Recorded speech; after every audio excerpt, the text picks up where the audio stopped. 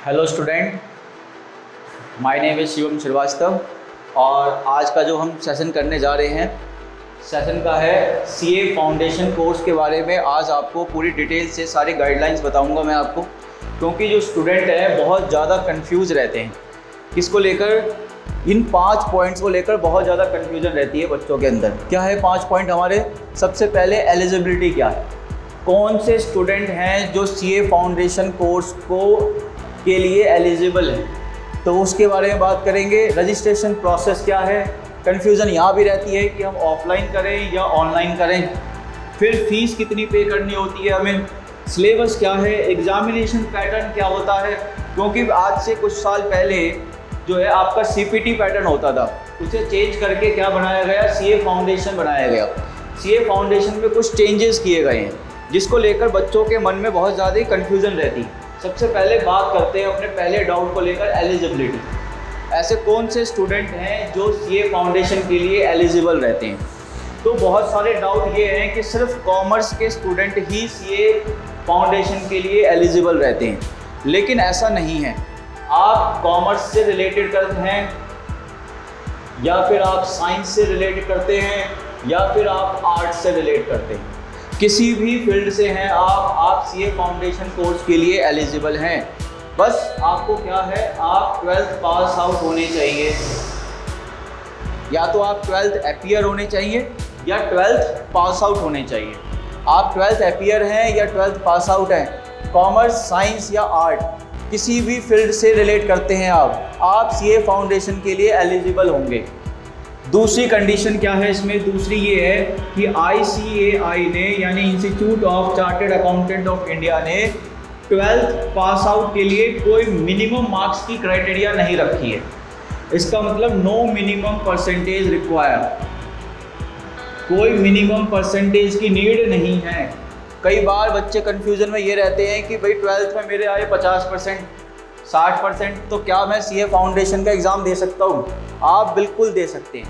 अगर आप 40% वाले स्टूडेंट हैं, 50 वाले हैं, 60 वाले हैं, तो आप बहुत आसानी से सीए फाउंडेशन का एग्ज़ाम दे सकते हैं।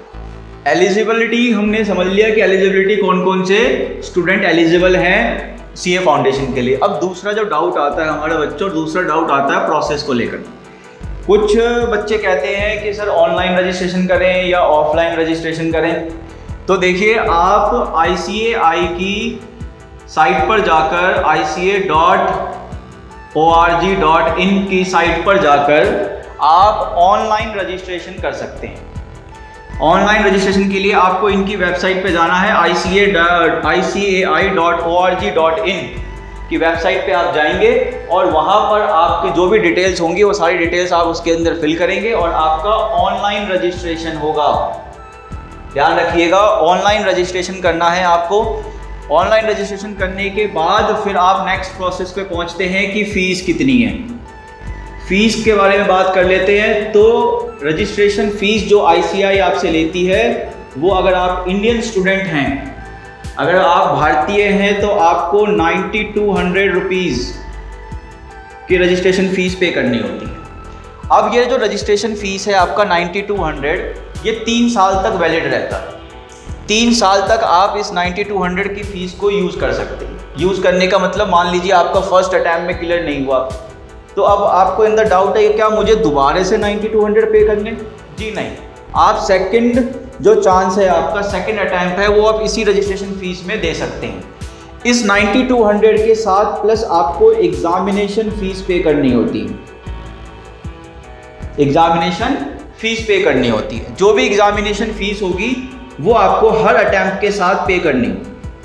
जो भी अटैम्प्ट आप पे कर रहे हैं, जैसे मान लीजिए अगर आप मई का अटैम्प्ट दे रहे हैं या नवंबर अटैम्प्ट दे रहे हैं, 2 अटैम्प्ट होते हैं आपके साल में, या तो आप मई अटैम्प्ट दोगे या नवंबर अटैम्प्ट दोगे। तो मई अटैम्प्ट से पहले एग्ज़ामिनेशन फ़ीस पे करेंगे, नवंबर अटैम्प्ट से पहले एग्ज़ामिनेशन फ़ीस पे करेंगे। तो इन दोनों अटैम्प्ट से पहले आपको एग्ज़ामिनेशन फ़ीस पे करनी होती है। हर बार जितनी बार आप एग्ज़ाम देंगे उतनी बार आपको एग्ज़ामिनेशन फ़ीस पे करनी होती है।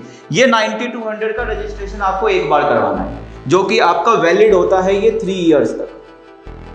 3 इयर्स का मतलब 6 अटैम्प्ट।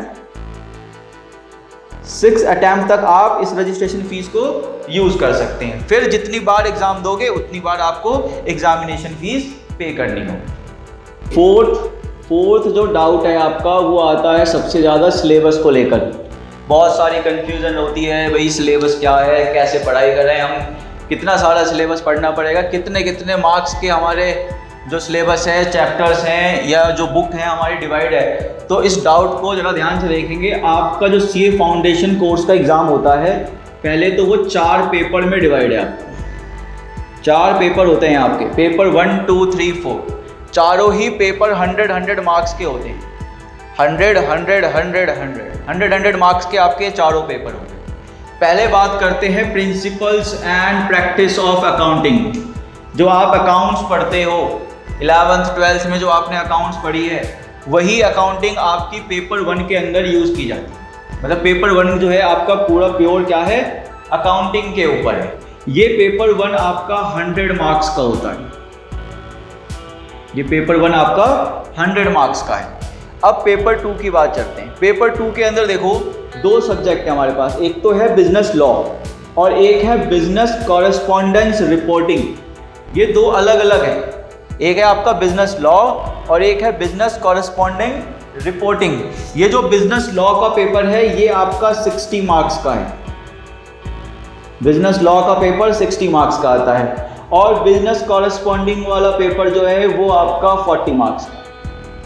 तो इन दोनों पेपर को मिलाकर आपका पेपर 2 100 मार्क्स का आता है। Business law 60 marks, business correspondence and reporting 40 marks, दोनों को मिलाएंगे तो आपका 100 मार्क्स का पेपर बनेगा। पेपर थर्ड में आप देखो 3 सब्जेक्ट दिख रहे हैं आपको, एक तो बिजनेस मैथमेटिक्स, एक लॉजिकल रीजनिंग और एक स्टैटिस्टिक्स। ये तीनों ही पेपर थर्ड के अंदर आते हैं आपके। अब है क्या इसके अंदर, जो आपका बिजनेस मैथमेटिक्स है, फिर आपकी लॉजिकल रीजनिंग है और फिर स्टैटिस्टिक्स है।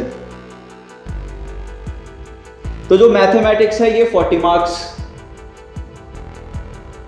ये लॉजिकल रीजनिंग 20 मार्क्स और ये स्टैटिस्टिक्स फिर 40 मार्क्स। इस तरीके से आपका पेपर थर्ड डिस्ट्रीब्यूट है। Business mathematics, logical reasoning and statistics. तो बिजनेस मैथमेटिक्स 40 मार्क्स का पेपर आता है, लॉजिकल रीजनिंग 20 मार्क्स का, स्टैटिस्टिक्स 40 मार्क्स।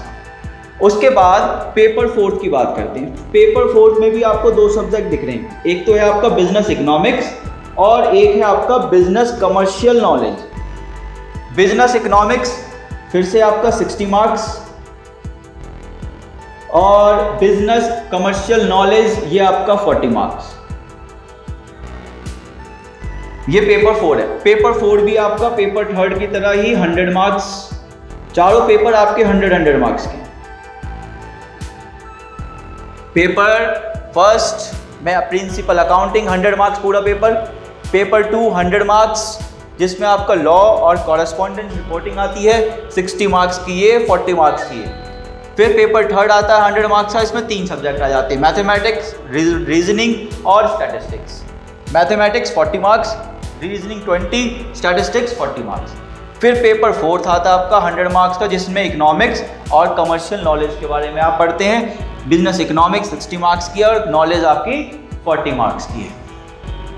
सिलेबस के बाद अब बात करते हैं बच्चों एग्जामिनेशन के बारे में। आपको सिलेबस बिल्कुल डीप आपको बता दिया मैंने, कौन कौन से पेपर आएंगे, कितने मार्क्स के आएंगे। अब बात करते हैं देखिए एग्जामिनेशन के बारे में।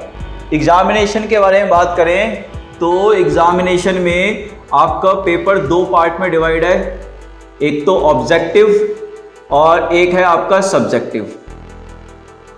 2 पार्ट में पेपर आपका डिवाइड है। यहाँ पे 4 पेपर थे आपके, पेपर 1, 2, 3, 4। ये जो पेपर 1 और पेपर 2 है, ये पेपर 1 और पेपर 2 आपका सब्जेक्टिव के अंदर आता है। पेपर 1 और पेपर 2 सब्जेक्टिव पेपर हैं। पेपर 3 और पेपर 4 ये आपके ऑब्जेक्टिव पेपर हैं, यानी एमसीक्यू पैटर्न पे आपका पेपर 3 और पेपर 4 होता है। ऑब्जेक्टिव पेपर्स होते हैं आपके पेपर 3 और पेपर 4। सब्जेक्टिव का मतलब क्या है? सब्जेक्टिव का मतलब क्वेश्चन आएगा, आपको उसे सॉल्व करना है। थ्योरी के क्वेश्चन है, थ्योरी के आपको उसके अंदर डिटेल्स में लिखनी है थ्योरी। ऑब्जेक्टिव पेपर्स में क्या है, एक क्वेश्चन के 4 ऑप्शन है, किसी एक ऑप्शन पे जय माता दी कर देना है। तो business, mathematics, logical reasoning, statistics, business economics and business commercial knowledge, यानी पेपर 3 एंड पेपर 4। पेपर 3 और पेपर 4 आपका ऑब्जेक्टिव MCQ पैटर्न पे है, और पेपर 1 एंड 2 आपका सब्जेक्टिव पेपर। उसके बाद एक चीज़ और कंफ्यूजन रहती है नेगेटिव मार्किंग को लेकर।